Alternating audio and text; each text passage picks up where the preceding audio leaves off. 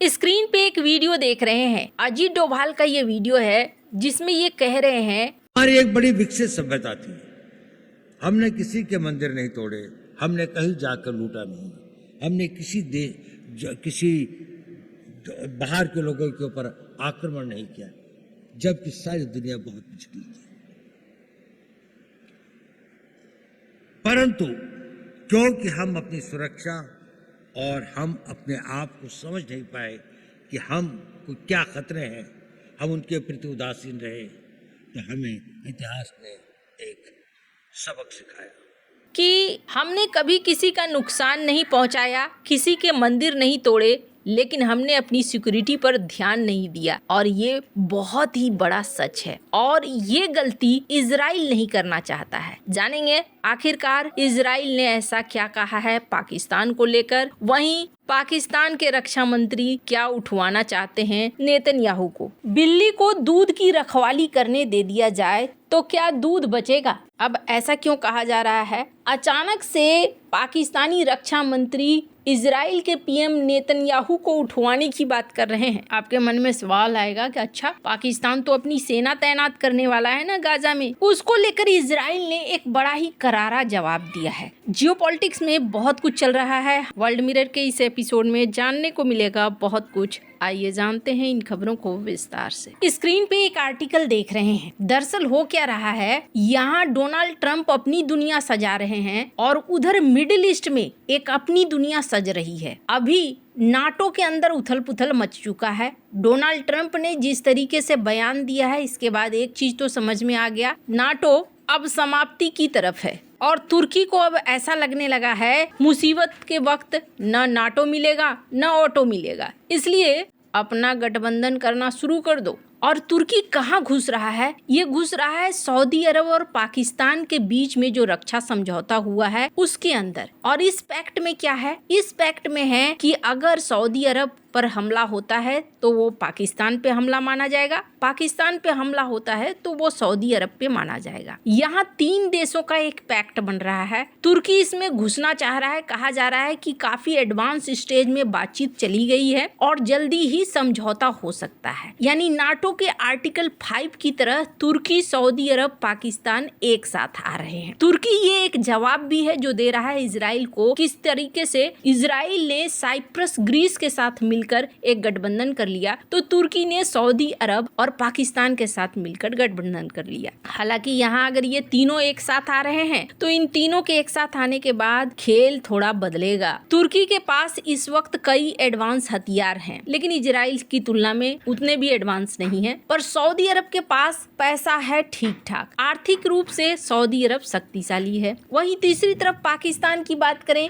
तो ये एक न्यूक्लियर पावर है। तो ये डिफेंस पैक्ट अपने आप में एक वजन रखता है, ये बात तो तय है। तीनों देशों के हित अब काफी मिलते जुलते हैं। सूडान में सऊदी और तुर्की का एक पक्ष है, सूडानी सेना का समर्थन करना, जबकि विपक्ष में यूएई है। पाकिस्तान आर्थिक संकट में है और हथियार बेचकर अपने आप को ठीक करना चाहता है। लीबिया में अभी 4 अरब डॉलर की डील की है। सूडान को 1.5 अरब डॉलर का संभावित डील है। सऊदी अरब अमेरिका पर अब निर्भरता कम करना चाहता है, खास करके ट्रंप के दौर में नाटो पर सवाल उठने के बाद। तुर्की कान प्रोजेक्ट बना रहा है और इसमें दोनों ही शामिल होना चाहते हैं। तो एक बड़ा खतरा है जो यहाँ पर खड़ा होता हुआ दिख रहा है। और अगर ये तीनों मिलकर एक मजबूत गठबंधन बना लेते हैं तो ये गठबंधन 2 देशों पर भारी पड़ेगा। एक तो इजराइल है और दूसरा है भारत। अब यहाँ पर पाकिस्तान कैसी सोच रखता है इजराइल के प्रति, उसको ऐसे देखिए। पाकिस्तान के रक्षा मंत्री ने एक बयान दिया है इंटरव्यू में, इस बयान को सुनिए। बिल्कुल पाकिस्तान के लिए चैलेंज ज़रूर पैदा होगा। और देखें ना,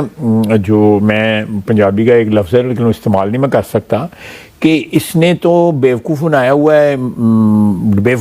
है या रल के खेल रहे हैं ये अमेरिका और इजराइल।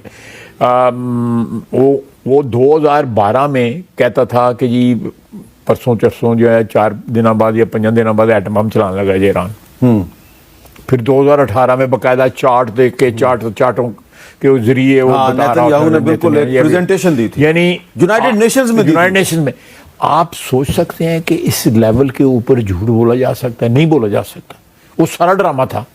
एक जवाब जो है मुहैया किया जा रहा था कि भाई उसके ऊपर कोई इंटरवेंशन की जाए या फ्यूचर में की जाए तो उसकी एक बाकायदा पीछे इंडाइटमेंट की जो है एक हिस्ट्री होनी चाहिए।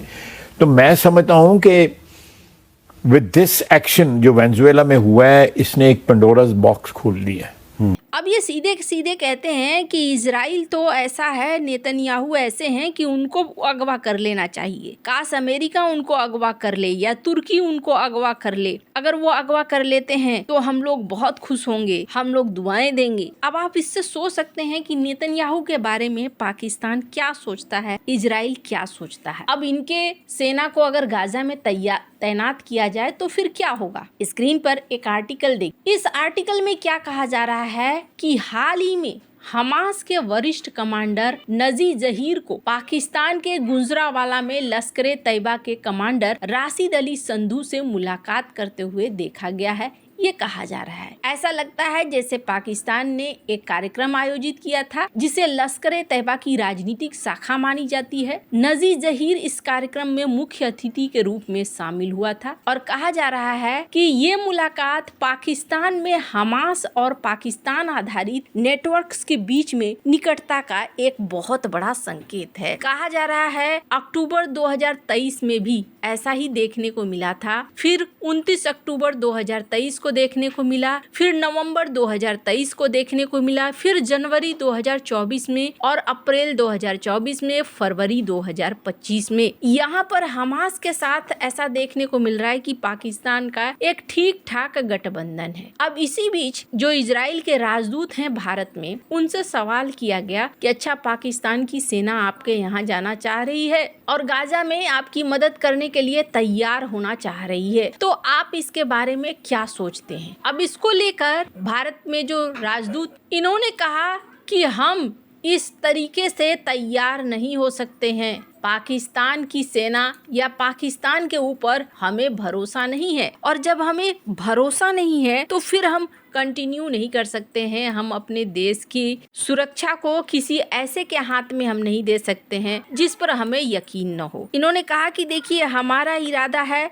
हमास को समाप्त करने का। हमास जब तक समाप्त नहीं होगा तब तक हमारे लिए खतरा बना रहेगा, और ऐसे में हम ऐसे लोगों पर यकीन नहीं कर सकते हैं जिनके संबंध हमास से रहे हों या जिनके संबंध हमास से हों। ऐसे में उनके ऊपर यकीन करना बहुत मुश्किल है। खैर, इतिहास में भी कभी पाकिस्तान और इजराइल को साथ साथ नहीं देखा जा सका है, और सबसे बड़ी चीज ये है कि अब एक डर है जो निकल कर सामने आ रहा है। किसी जमाने में इजराइल और भारत दोनों मिलकर कथित तौर पर एक ऑपरेशन चला रहे थे जिससे कि पाकिस्तान अपने न्यूक्लियर प्रोग्राम को हासिल नहीं कर पाता। अगर वो चीज हल हो जाती तो आज इतनी ज्यादा बढ़त देखने को नहीं मिलती। खैर, अब इन सब गतिविधियों के बीच में अमेरिका किस तरीके से हैंडल करता है वो भी देखना होगा। क्या ग्लोबल ऑर्डर अब पूरी तरीके से खत्म हो गया है और अब सब अपनी अपनी सुरक्षा को